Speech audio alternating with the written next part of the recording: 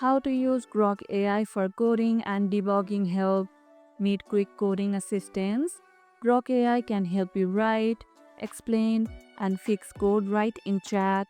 First, open Grok AI and type your question. For example, write a Python function for sorting a list or fix this JavaScript error. Grok will instantly generate code suggestions or debugging steps with explanations. You can refine by saying add comments or explain line by line to get a more detailed response. Keep your code snippets short and clear. It helps Grok provide accurate results faster. What language do you code in most often? Drop it in the comments below. And that's how you can use Grok AI for coding and debugging help.